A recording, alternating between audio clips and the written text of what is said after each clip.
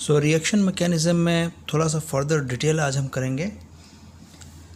इसमें डिटेल्स में कि एक्चुअल पिक्चराइजेशन क्या है उसके लिए हमने यहाँ पर एक एग्जांपल्स देखा है, जिसमें आप देखते हैं नाइट्रोजन डाइऑक्साइड जो है वो कार्बन मोनोऑक्साइड से रिएक्ट करके nitric oxide and carbon dioxide बना रहा है।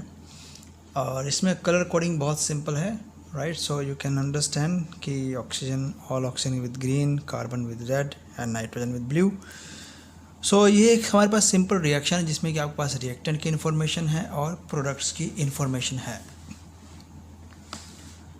अब ये रिएक्शन प्रोसीड कैसे होती है, इसके लिए क्या स्टेप्स होते हैं, उन सभी स्टेप्स में जो एक चीज़ कॉमन है वो ये है कि सारे स्टेप जो हैं वो थ्योरेटिकली बताए जाते हैं। इनमें से किसी भी स्टेप का कुछ इंटरमीडिएट की डिटेक्शन हो सकती है, बट कंफर्म नहीं है कि ये बिल्कुल परफेक्टली जो है एज इट इज़ ये स्टेप्स होंगे, राइट। सो ये सभी प्रोबेबल स्टेप्स हैं, प्रोबेबिलिस्टिक स्टेप्स हैं, इन्हें थ्योरेटिकली बदला जा सकता है, राइट। सो यहाँ पर मेरे पास कुछ एग्जांपल में आप देखेंगे कि नाइट्रोजन डाइऑक्साइड के यहाँ पर दो मॉलिक्यूल आपको शो हो रहे हैं, राइट। और ये दोनों ही मॉलिक्यूल जब आपस में कंबाइन करते हैं, राइट, सो जिसमें कि आप देखेंगे कि यहाँ पर नाइट्रोजन और इस ऑक्सीजन की कॉम्बिनेशन होनी ज़रूरी है। सो कॉम्बिनेशन के वक्त इसमें जो हमारे पास थ्योरी जिसके बिहाफ पे हम ये काम कर रहे हैं वो है कोलिजन थ्योरी। कोलिजन थ्योरी के अकॉर्डिंग इसमें जो सबसे इम्पॉर्टेंट चीज़ है वो ये कि इन मॉलिक्यूल्स के बीच में पहली बात तो ये कि कोलिजन होना ज़रूरी है, जो कि कोलाइड हो रहे हैं।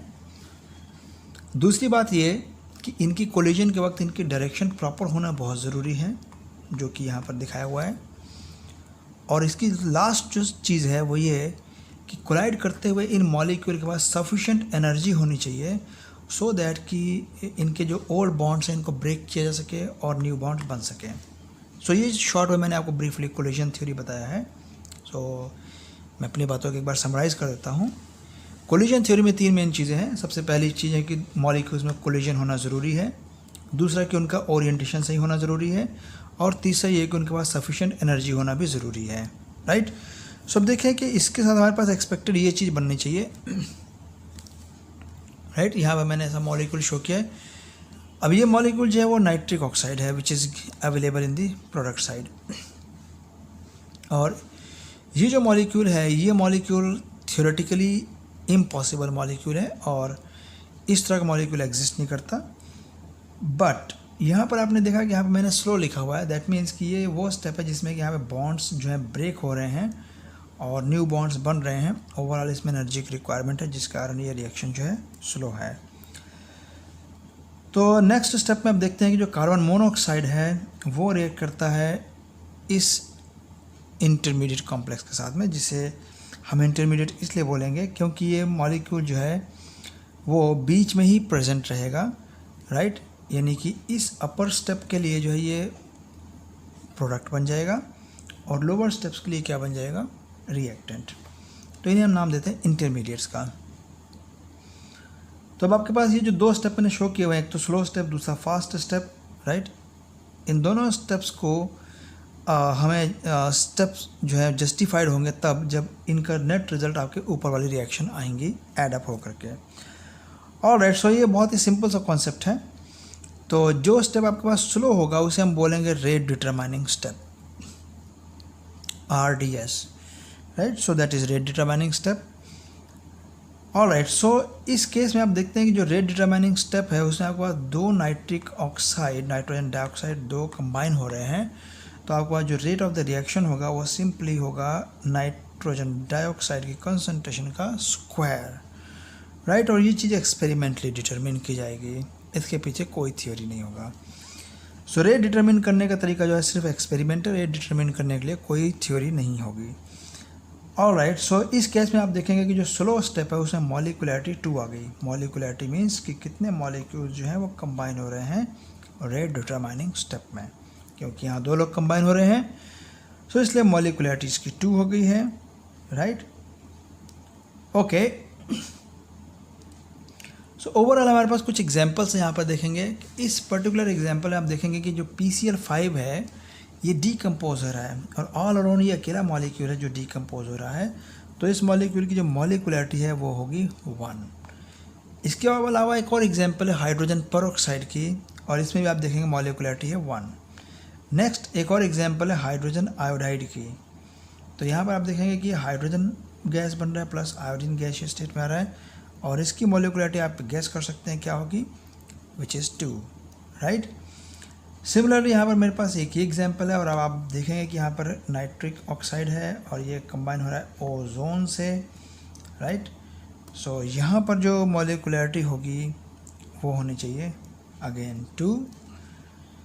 यहाँ इस कंडीशन में आपका जो मॉलिक्युलरिटी है वो एक्सपेक्टेड है कि वो 3 होनी चाहिए। एक और एग्जांपल है जिसमें कार्बन डाइऑक्साइड फॉर्मेशन है, इस केस में भी मॉलिक्युलरिटी होगी 3।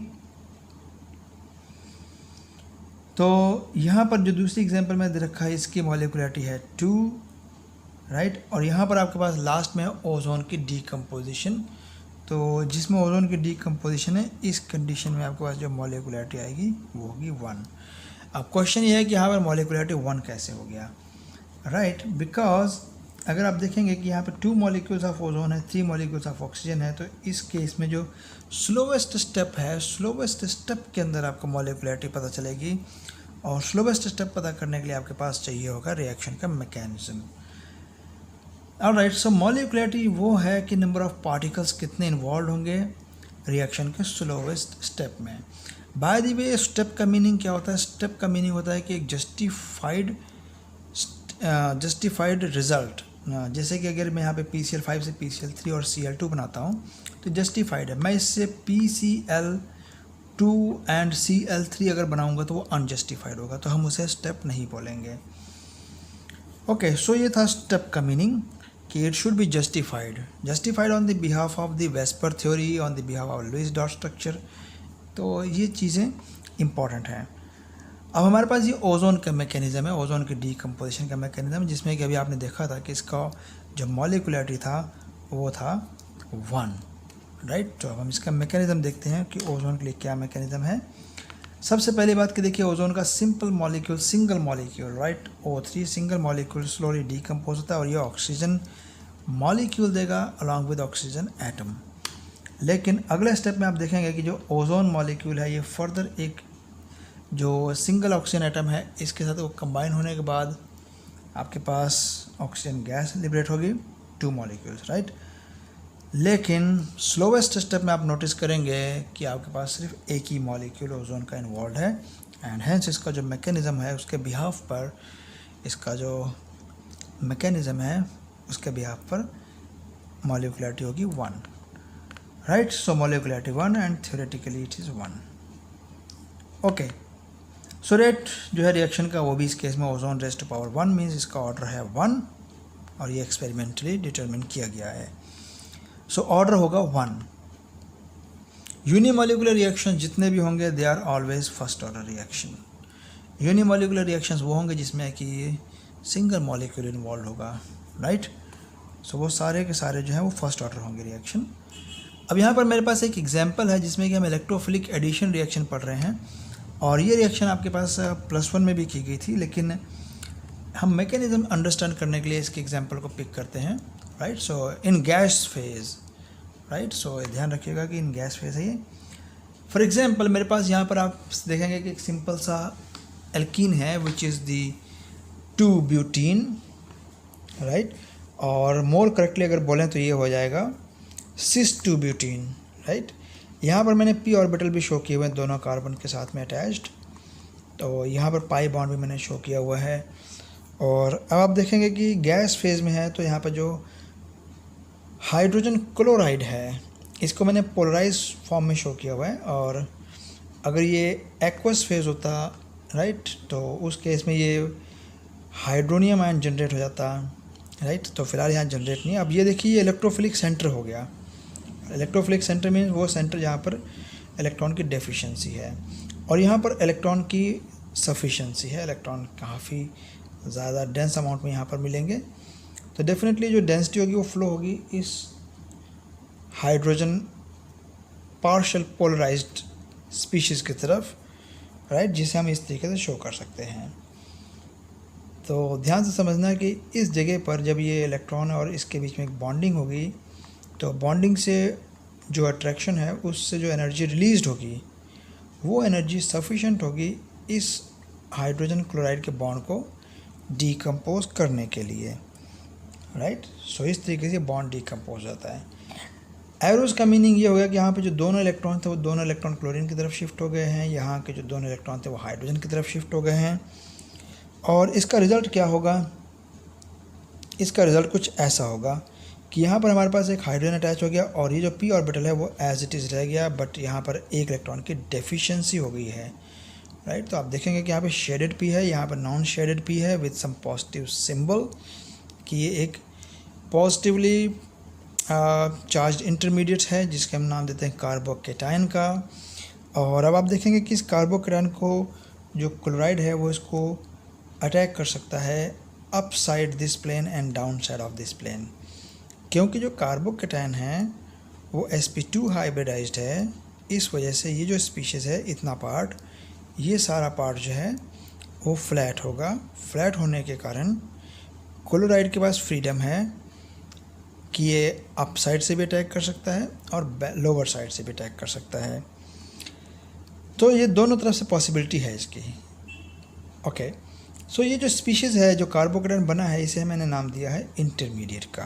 और क्यों नाम दिया इंटरमीडिएट का? बिकॉज अभी इस पर एक अटैक होगा क्लोराइड का, राइट। और यहाँ पर आप देखेंगे कि क्लोरीन लग चुका है, तो ये बन गया मेरे पास प्रोडक्ट। इसके अलावा दूसरा ऑप्शन है प्रोडक्ट का, ये है कि अगर क्लोराइड ने अपर साइड से अटैक कर दिया तो दूसरा ऑप्शन मेरे पास ये बन सकता है, राइट। सो ये हो गया प्रोडक्ट, ये दोनों हो गए प्रोडक्ट, ये हो गया रिएक्टेंट और ये हो गया इंटरमीडिएट। तो यहाँ तक आई होप सबको समझ में आ जाता है कि इंटरमीडिएट वो स्पीशीज़ होंगे, राइट। इंटरमीडिएट वो स्पीशीज़ होंगे जो बहुत शॉर्ट टाइम के लिए एग्जिस्ट करेंगे। ध्यान रखिएगा कि इंटरमीडिएट वो स्पीशीज़ हैं जो शॉर्ट टाइम के लिए एग्जिस्ट करेंगे, लेकिन इंटरमीडिएट को हम आइसोलेट नहीं कर सकते हैं, जस्ट लाइक कि हम रिएक्टेंट और प्रोडक्ट्स को अलग अलग कंटेनर में सील कर सकते हैं। आप रिएक्टेंट को सील नहीं कर सकते बिकॉज इसको आप सेपरेट भी नहीं कर सकते हैं, इसीलिए हम इन्हें नाम देते हैं इंटरमीडिएट का। एक दूसरा और भी वर्ड है वो है ट्रांजिशन स्टेट, जो कि इससे काफ़ी क्लोज है बट कंफ्यूजिंग है। Transition state is just a state, intermediate is a species that have some life time, okay. Transition state don't have life time, okay. So ये है रेट डिटरमाइनिंग स्टेप। अब आप रेट डिटरमाइनिंग स्टेप में देखते हैं कि यहाँ पे दो लोग इन्वॉल्व हैं, एक तो खुद एल्कीन और दूसरा hydrochloric hydrogen chloride. So that means कि इस केस में जो रिएक्शन का जो रेट है वो एल्कीन पर और हाइड्रोजन क्लोराइड दोनों पर डिपेंड करता है, ऑल राइट। सो अब हम इसका पोटेंशियल एनर्जी ग्राफ देखते हैं। यहाँ पर इस सिचुएशन मेरे पास रिएक्टेंट्स आ गए दोनों, और ये डॉटर लाइन शो करता है कि ये इनकी एनर्जी लेवल है। सिमिलरली जब इनके बॉन्ड्स डीकम्पोज हुए थे, राइट, जिसमें कि यहाँ पे मेरे पास ऐसी सिचुएशन आ गई थी, तो आप देखेंगे कि डेफिनेटली यहाँ पर कुछ बॉन्ड्स डीकम्पोज हुए, जैसे कि हाइड्रोजन और क्लोरीन का बॉन्ड भी डीकम्पोज हो गया है और एक पाई बॉन्ड भी डीकम्पोज हो गया है, पर एक हाइड्रोजन का कार्बन का बॉन्ड इसमें बन भी गया है। पर ओवरऑल अगर देखा जाए तो डीकम्पोजिशन यहाँ पर सिग्मा की भी हुई है, यहाँ पाई बॉन्ड की भी डीकम्पोजिशन हुई है। तो दो बॉन्ड्स इसमें डीकम्पोज हो रहे हैं, एक बॉन्ड रिकम्पोज हुआ है। सो एक्सपेक्टेड है कि इसका एनर्जी लेवल हायर होना चाहिए। हायर मीन्स कि we have broken more bonds than we have formed the bonds. और ये फाइनल रिजल्ट है जो यहाँ पर नीचे डॉटर लाइन देख रखी है आपने, यहाँ पर है प्रोडक्ट्स। तो ये दोनों ही प्रोडक्ट्स जो एनर्जी लेवल है वो बराबर होगा। तो हमारा एनर्जी प्रोफाइल ग्राफ कुछ इस तरीके से जाता है। तो ये जो हायर लेवल इंक्रीज़ हो रहा है, इसके इंक्रीज़ होने का मीनिंग ये हुआ कि बॉन्ड्स ब्रेक हो रहे हैं, all right. So that means कि यहाँ से जो बॉन्ड ब्रेक होंगे तो इस टॉप पीक पर, मैं पीक की बात कर रहा हूँ, इस पीक पर आपके पास जो बॉन्ड्स है वो पूरी तरीके से टूटे हुए होंगे और बने भी नहीं होंगे। तो इस पॉइंट को मैं नाम दूंगा ट्रांजिशन स्टेट को। ये ट्रांजिशन स्टेट है। एक दूसरा ट्रांजिशन स्टेट यहाँ पर भी है, लेकिन इनके बीच में आप देखेंगे वैली है, ये छोटी सी एक वैली टाइप ऐसा बना है, और ये कहलाएगा हमारे लिए इंटरमीडिएट, राइट। सो इसके बाद आप देखेंगे ग्राफ शार्पली स्टीपली नीचे आ जाता है और आपके पास यहाँ पर रिजल्ट आता है प्रोडक्ट्स का। सो नेट रिज़ल्ट इसका ये है कि अगर आप इस ग्राफ को बहुत ध्यान से देखेंगे और आप एज्यूम करेंगे कि आपके पास एक जस्ट रोल बॉल है, तो आप एक बॉल को यहाँ से रोल अप करेंगे तो आप देखेंगे कि रोल अप होते हुए बॉल यहाँ पर स्लो होएगा, फिर थोड़ा सा टाइम वो इस पॉइंट पर लगाएगा, right, which is known as intermediate, और उसके बाद फिर बहुत स्पीडी नीचे गिरेगा, राइट। सो ये एक एग्जांपल है समझने के लिए कि ये रिएक्टेंट है, ये प्रोडक्ट्स है, ये इंटरमीडिएट्स हैं, राइट। तो जितनी एनर्जी आपको चाहिए रिएक्टेंट्स को ट्रांजिशन स्टेट में ले जाने के लिए, मींस कितनी एनर्जी चाहिए इसको इस बैरियर को तोड़ने के लिए, मींस इन बॉन्ड्स की जो रिक्वायरमेंट है एनर्जी की, वो ब्रेक डाउन करने के लिए जो एनर्जी हमें चाहिए उसे हम बोलते हैं एक्टिवेशन एनर्जी, और इसको नोटेशन है capital E with subscript A। This is called the activation energy. Similarly ये चीज़ बहुत ही कॉमन है, ये हम सबको पता भी है कि जो रिएक्टेंट हैं और जो प्रोडक्ट्स हैं उनके बीच का जो एनर्जी गैप है, this is known as the enthalpy of the reaction, right. So ये बहुत ही इजी सा कॉन्सेप्ट है। अब हम इसको जनरलाइज कर रहे हैं कि आप देखेंगे कि ए जो है रिएक्ट करता है बी सी से, राइट, और फिर आपके पास एक ऐसी सिचुएशन आती है जिसमें कि आप देखेंगे कि ए और बी के बॉन्ड्स भी बन रहे हैं, where B and C bonds are going to cleave. इसे मैंने डॉट से शो किया, आप ध्यान से देखेंगे कि ए और बी में डॉट्स जो हैं थोड़े कम हैं, मीन्स कि ए और बी क्लोज हो रहे हैं, और बी और सी में डॉट्स ज़्यादा है, दैट मीन्स बी और सी का बॉन्ड डीकम्पोज हो रहा है। फाइनल रिजल्ट ये आ जाता है। एक और भी चीज़ आपने नोट किया होगा कि मैंने इसको स्क्वायर ब्रैकेट के अंदर रखा है, ये चीज़ इंडिकेट करती है ट्रांजिशन स्टेट को। तो ध्यान रखिएगा कि ट्रांजिशन स्टेट में ना ही बॉन्ड बना है ना ही बॉन्ड ब्रेक हुए हैं पूरी तरह से, तो transition state is not the intermediate state, right. और इसका एनर्जी प्रोफाइल ग्राफ बड़ा सिंपल है, देखिए ये ए है और ये बी एंड सी हैं, और ये है हमारे पास एक ऐसी सिचुएशन जिसमें कि ए का बी से बॉन्ड बनेगा और बी का बॉन्ड जो है सी से टूटने वाला होगा, राइट। सो ये कुछ इस तरह की सिचुएशन होएगी जिसमें कि बीच की स्टेप होगा, ना कि आप इसे कंफर्म करें कि ये प्रोडक्ट है। तो ना ही बॉन्ड पूरी तरह से बने हैं ना ही बॉन्ड पूरी तरह से डिकम्पोज हुए हैं, तो इसे हम नाम देंगे ट्रांजिशन स्टेट का, राइट। सो यहाँ से आप यहाँ तक पहुँच गए ट्रांजिशन स्टेट, और ये जो एनर्जी है इसे बोलते हैं एक्टिवेशन एनर्जी। ट्रांजिशन स्टेट का फाइनल रिजल्ट ये होगा कि ए से बी से सी में जो बॉन्ड है वो बनेगा, राइट। सो वो कुछ सिचुएशन इस तरह से होगी जिसमें कि आप देखेंगे ए से बी बॉन्ड बन गया और सी हो गया सेपरेट, राइट। ओके, और ये जो चीज़ है ये कहलाएगी enthalpy change of the reaction. So अब हम कुछ एग्जांपल्स कर रहे हैं जिसमें कि हम रेट लॉस डिटरमिन करेंगे with the help of some examples and the mechanistic steps. तो फर्स्ट एग्जांपल है आपके पास गिवन है कि यहाँ पर नाइट्रिक ऑक्साइड है और ये रिएक्ट कर रहा है ऑक्सीजन से to give you nitrogen dioxide. इसको दो मैकेनिज्म्स दे रखे, दो स्टेप्स दे रखे मैकेनिज्म के, जिसमें से पहला स्टेप इक्विलिब्रियम में है। तो आप सबसे पहले तो इसके इक्विलिब्रियम कांस्टेंट के लिए आप यहाँ पर एक सिंपली कांस्टेंट के लगा लेंगे, राइट। सो मैंने इसको के प्राइम से इंडिकेट किया है। तो आप सबसे पहले तो यहाँ पर सिंपल स्टेप में लिखेंगे कि आपके पास जो के प्राइम है आप वो लिखेंगे कि के प्राइम कितना हुआ। So K prime is very simple which is N2O2, right, by NO whole square.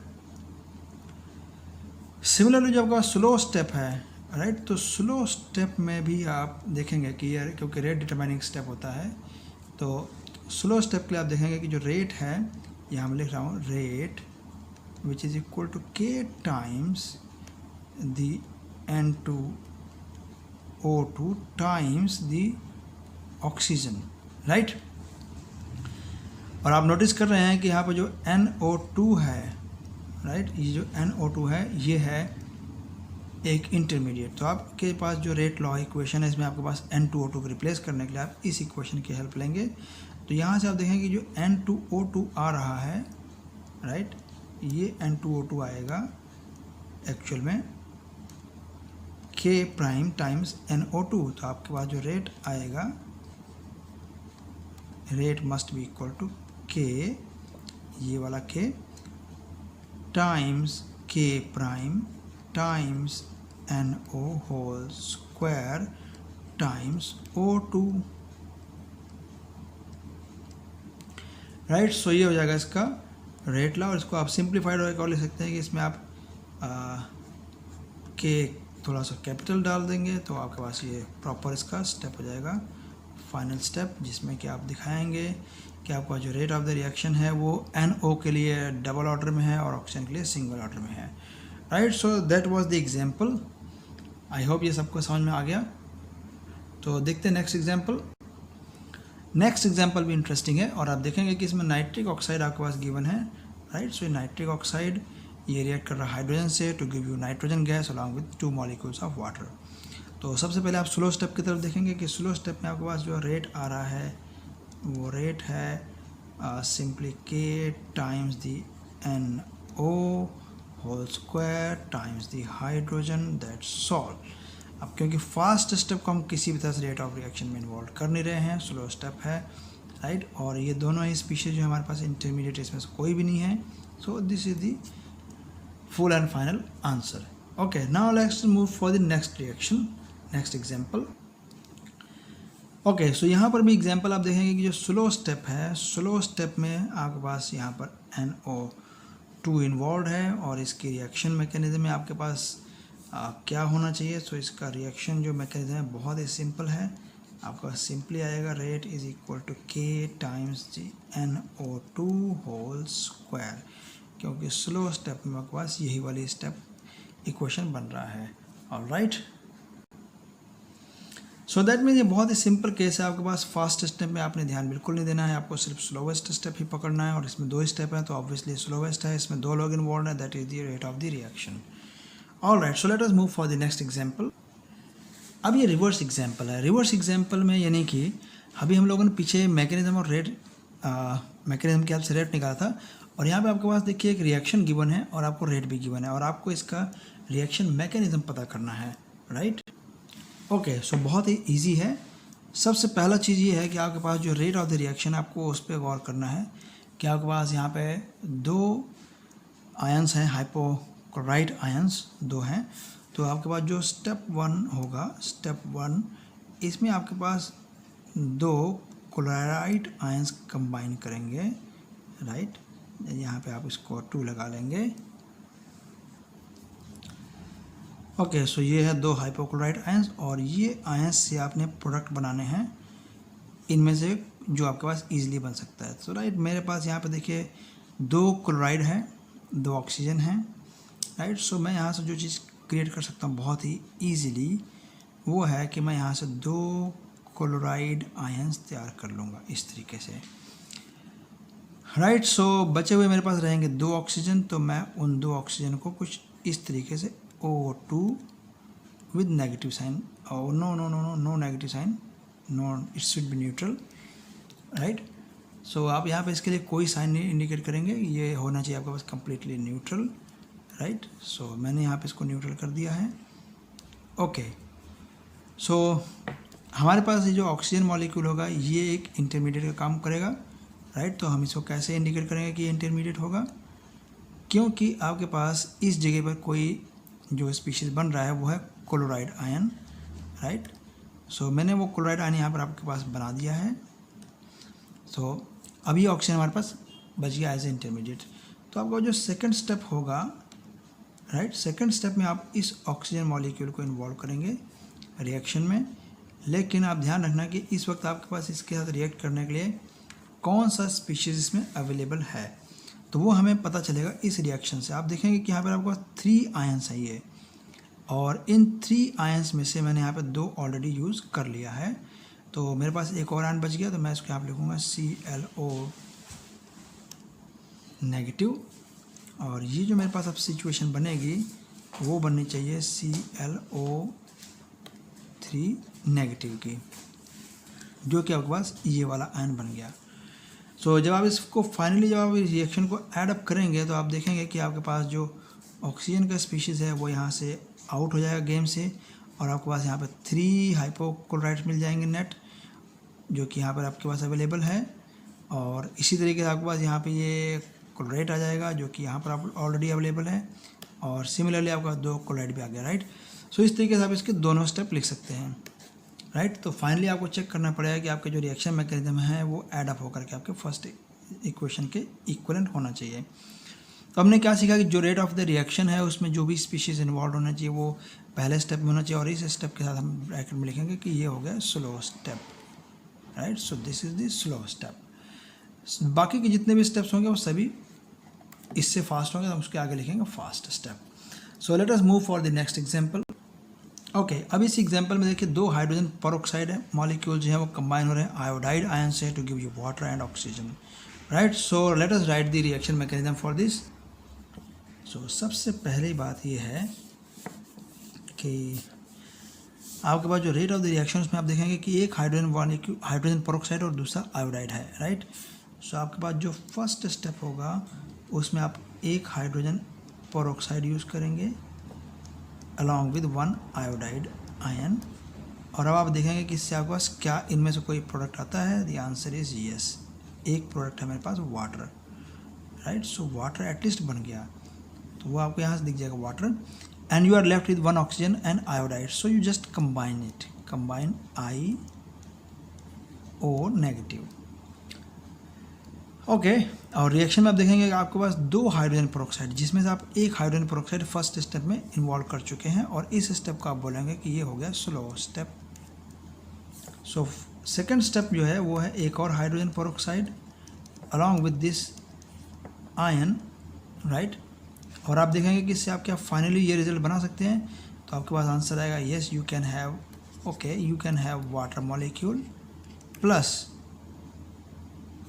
you can have the oxygen, right, O2.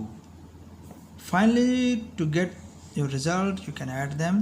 If you add them, right, you are going to add and you will find that the result is correct, right. So यहाँ पे हम इसको add up करके ये देखते हैं कि result हमारे पास करेक्ट है कि नहीं। तो ये बहुत ही सिंपल सा काम है, just add them and you will have the fantastic result, right. So आप देखेंगे कि आप ये आयोडेट और आयोडेट ये कैंसिल आउट हो जाते हैं, and you are left with two hydrogen peroxide. आप देखेंगे कि आपके पास दो hydrogen peroxide just like in the reaction, and one iodide ion also given in the reaction, two water molecule in the product side, so here is two water molecule and along with one oxygen molecule, right. So इस तरीके से ये बहुत ही easy है reaction का mechanism लिखना। So let us move for the next example. So it's again easy and you can first just go for the rate. So slowest step में मेरे पास NO2 and F2 है। So first step मेरे पास slow है और मैं इसमें लिखूँगा NO2 plus F2। Result क्या बनेगा आप देखिए, ये आपके पास बन रहा है, then you should write here NO2F, यहाँ से देखिए NO2F हो गया, and you are left with one fluorine, क्योंकि आपके पास बैलेंस्ड इक्वेशन होना चाहिए। जो इस साइड है आपके पास जितना भी एटम्स यहाँ पे इस साइड है उतनी एटम आपका राइट साइड होना चाहिए। पूरे मैकेनिज्म में आपने कहीं पर भी कंजर्वेशन ऑफ लॉ ऑफ जो कंजर्वेशन ऑफ मास है और जो कंजर्वेशन ऑफ चार्ज है, इन दो लॉज को आपने वॉलेट बिल्कुल नहीं करना है। सो आप देखेंगे आपके पास ये चीज़ तो आपके पास आ गई product which is given here, तो ये चीज़ बन गई आपके पास इंटरमीडिएट। सो नेक्स्ट स्टेप में आप लिखेंगे F, this is the intermediate part F along with this, क्योंकि आपके पास यहाँ पर दो मॉलिक्यूल थे NO2 के, आपने वन टाइम इसको यूज़ कर लिया है, तो सेकंड स्टेप में आप जो है एक और NO2 यूज़ करेंगे, and you will see finally you will have NO2F और plus nothing as intermediate, right. So when you are going to add this you will get this above reaction, right. So it means कि ये चीज़ बहुत ही clear है। Let us go for the next example. So ये भी example बहुत ही simple है। तो अब आप इसके लिए सबसे पहली बात ये है कि आप इसके अपने स्टेप्स पे आ जाइए, और फर्स्ट स्टेप में आप देखेंगे कि जो रेट ऑफ द रिएक्शन है उसमें NO2 है इन्वॉल्व स्लोवेस्ट स्टेप में, और ये भी केवल सिंगल मॉलिक्यूल इन्वॉल्व है, पर आपके पास रिएक्शन में दो मॉलिक्यूल दे रखे नाइट्रोजन डाइऑक्साइड पेंटॉक्साइड के, राइट। सो इसका ये हो गया फर्स्ट स्टेप जिसमें कि आप इन्वॉल्व करेंगे केवल सिंगल मॉलिक्यूल नाइट्रोजन पेंटॉक्साइड के, और आप देखेंगे कि क्या आप इनसे ये बना सकते हैं। आपके पास आंसर होगा येस, एटलीस्ट मैं इसमें से NO2 यहाँ से ऑब्टेन कर सकता हूँ, और वो भी दो मॉलिक्यूल्स एटलीस्ट, दो नाइट्रोजन चार oxygen, then I am left with only single oxygen, right. ये बैलेंस्ड हो गया, और ये स्टेप हो जाएगा मेरे पास slow step, right. So this is the slow step. Second step बहुत सिंपल. सेकेंड स्टेप में आप देखेंगे कि सबसे पहले आपके पास जो इंटरमीडिएट है वो आएगा, राइट. और नाइट्रोजन पेंटॉक्साइड आप एक और मॉलिक्यूल भी आप देखेंगे वो भी आप यूज़ कर सकते हैं, बिकॉज आपने यहाँ पे वन टाइम यूज़ किया है. So you will write one more time N2O5. और अब आपका जो फाइनल रिजल्ट आएगा इसमें आपके पास कोई इंटरमीडिएट नहीं आना चाहिए. तो आपके पास यहाँ पे क्या आएगा, आपके पास आएगा NO2 प्लस O2. जब आप इसको ऐड करते हैं तो आप देखते हैं कि आपसे ऑक्सीजन एटॉमिक स्टेट से ये आउट हो जाएगा, और आपके पास जो फाइनली जो गेम बचती है वो है कि आपके पास दो मॉलिक्यूल होंगे नाइट्रोजन डाइऑक्साइड पेंटॉक्साइड के, और आपके पास टोटल 4 मॉलिक्यूल्स होंगे ये NO2 वाले, राइट. सो 4 NO2 प्लस एक ऑक्सीजन मॉलिक्यूल. सो ये मैकेनिज्म की फोर्थ एग्जांपल थी. फाइनल एक और एग्जांपल करके देखते हैं हम. वेल ये सबसे ज़्यादा लेंथी एग्जांपल है. तो आप देखेंगे कि इसके स्लो स्टेप में जो है आपके पास सिर्फ हाइड्रोजन ब्रोमाइड और ऑक्सीजन मॉलिक्यूल इन्वॉल्व है, लेकिन रिएक्शन में 4 molecules of hydrogen bromide react कर रहे हैं सिंगल मॉलिक्यूल ऑफ ऑक्सीजन से. तो हमने इसको बहुत ही ध्यान से करना है और स्टेप बाय स्टेप लिखना है. मुझे स्पेस भी इस वक्त ज़्यादा चाहिए. तो सबसे पहले हमारे पास ये स्लो स्टेप हो गया HBr प्लस O2, राइट. और आप सबसे पहले देखिए कि इनको कंबाइन करके क्या इसमें से कुछ हमारे पास ऑप्टेन हो सकता है. The answer is no. So you just write them in this format HOOBr. ये जस्ट एक इंटरमीडिएट हो गया, राइट. सो ये हो गया मेरे पास इंटरमीडिएट. सेकेंड स्टेप में आपके पास यही इंटरमीडिएट होगा. पहले इंटरमीडिएट लिख लिया, देन आप एक HBr और यूज़ करेंगे, राइट. बिकॉज आपके पास यहाँ टोटल 4 HBr है, so I have the limit to use 4 HBr, not 3, not 5. Okay, now out of these two, which you can make from the reactant side. So देखो सबसे पहले 2 hydrogen है, 1 oxygen है, तो at least मैं इसमें से वाटर मॉलिक्यूल ऑब्टेन कर सकता हूँ. प्लस 2 ब्रोमीन होने के कारण मेरे पास यहाँ पे ब्रोमीन मॉलिक्यूल भी ऑब्टेन हो गया, प्लस 1 ऑक्सीजन मेरे पास एडिशनल बच जाता है, राइट. सो कम से कम मेरे पास जो इसमें ब्रोमीन की जो डिमांड है कि मेरे पास एक ब्रोमीन चाहिए, तो मैंने वो डिमांड अपनी इसमें से फुलफिल कर ली है. और 2 वाटर मॉलिक्यूल्स में से 1 वाटर मॉलिक्यूल भी आ गया मेरे पास. Now I am left with only 1 oxygen. So third step में मैं ऑक्सीजन को पहले लिखूँगा, right. Then one more time HBr, because मेरे 4 HBr मॉलिक्यूल्स हैं रिएक्शन में. So I have to get this molecule. ये मॉलिक्यूल मेरे पास इसलिए बन गया है क्योंकि इनमें से कोई भी मेरे पास प्रोडक्ट साइड से नई स्पीशीज़ आ रही है, तो मैं इसको भी एक इंटरमीडिएट बोलूँगा, राइट. तो ये भी इंटरमीडिएट है. तो ओके, मैं इसको एक आई से इंडिकेट कर देता हूँ कि आई लगा हुआ है इंटरमीडिएट, ठीक है. तो ये I prime means second intermediate हो गया. ओके, नेक्स्ट फोर्थ स्टेप में मैं फिर से इस इंटरमीडिएट को पहले लिखूँगा plus HBr last time, because already 4 हो चुके, 1 2 3 एंड 4. तो अब देखें क्या आपके पास यहाँ पर वाटर बनता है. 2 H हो गए, O हो गया. So I have water H2O plus next is क्या मेरे पास ब्रोमीन मॉलिक्यूल बनता है. Yes, I have 1 bromine molecule also. Okay, I think यहाँ पर हमारे पास रिएक्शन में मिस्टेक हो गई, तो यहाँ पर आप इसको 2 पुट कर लेंगे पहले तो, right. So let me clarify this thing कि आप यहाँ पर जो है 2 सब्स्टिट्यूट करेंगे, right. So 2 bromine molecules, so it should be corrected 2. Okay, now you are going to add this. When you are going to add, right, first you will see that this species goes with this species, O goes with O, HOBr goes with HOBr. So you are left with 4 HBr, 1 2 3 and 4, 1 oxygen from this side, then 2 water molecule, 1 from this side, second from this side, and there are 2 bromine molecules, right. So that was the last example of reaction mechanism, and I think you should practice it, right.